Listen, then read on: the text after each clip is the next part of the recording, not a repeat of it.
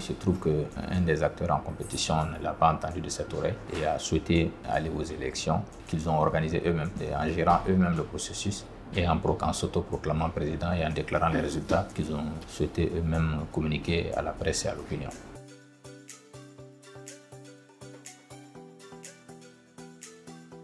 Alors, il se trouve qu'il y avait une date initiale qui avait été fixée, qui était le 26 octobre.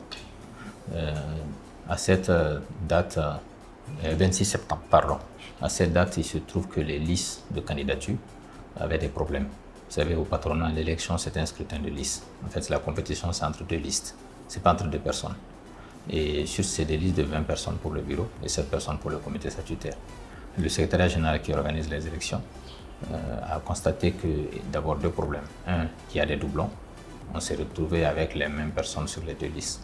Et il y avait 8 cas de doublons. Donc vous savez que quand tu as 8 cas de doublons, ça veut dire que les listes ont des problèmes de validité. Deuxième problème, il y a eu des désistements. Il y a des personnes qui ont écrit pour demander à être retirées des listes de façon formelle. Donc quand tu cumules ces deux problèmes, ça veut dire qu'on se retrouve avec des listes qui sont caduques, qui ne sont plus viables. Et il est difficile de faire un scrutin de liste avec d'abord des listes qui sont incomplètes et en plus des listes qui ne sont pas viables. La décision a été prise donc de reporter. Le secrétaire général s'est limité à reporter parce qu'il ne pouvait pas aller au-delà. Il pouvait que le bureau statue sur le sujet pour maintenant fixer la nouvelle date des élections.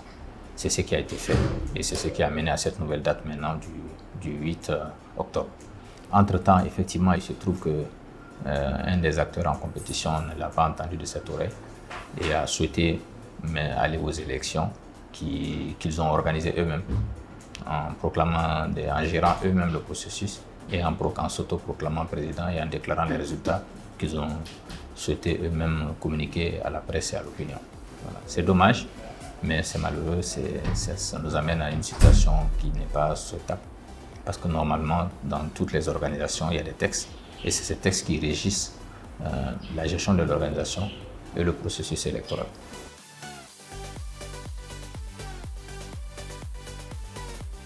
Alors la divergence, d'abord, elle est liée au fait que cette fois-ci, on a deux listes de candidatures.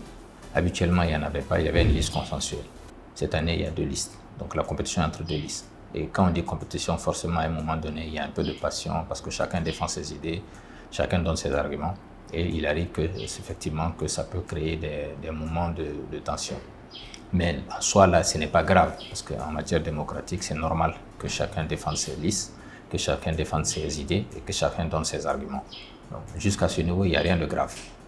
Et ce n'était pas plus grave non plus qu'il y ait une compétition et qu'une liste gagne, que celui qui gagne soit félicité et puisse être accompagné et soutenu par ceux qui ont perdu. Là où ça a un peu dérapé, c'est quand une des parties force l'élection en l'organisant, malgré un report formel décidé par l'organisateur des élections, juste pour permettre d'avoir des listes propres, des listes correctes, et pour faire une élection qui soit la plus crédible possible. Parce qu'on est d'accord qu'on ne peut pas faire une compétition avec deux listes similaires, quasi similaires. Quand tu as 8 doublons, ça veut dire que tu empêches l'électeur, les délégués, de faire un choix cohérent, de faire un choix en toute connaissance de cause. Tu les obliges à quasiment choisir les mêmes personnes, quel que soit le vote qu'il va opérer. Donc ce n'est plus une élection. Donc il était donc souhaitable que pour la crédibilité du patronat, que l'élection soit reportée dans un délai acceptable, c'est-à-dire notamment le délai qui ne va pas au-delà du mandat du bureau, parce que nous sommes encore sous le mandat du bureau, et d'organiser une élection avec des listes actualisées, nettoyer des doublons et en tenant compte des désistements et que la compétition soit saine.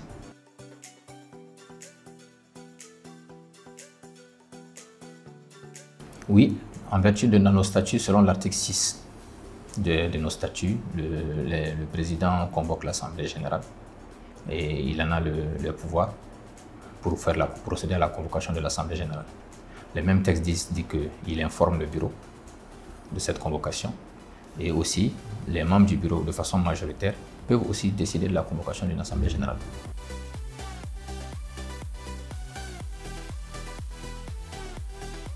Ces élections se tiendront, Inch'Allah, parce qu'elles sont convoquées formellement.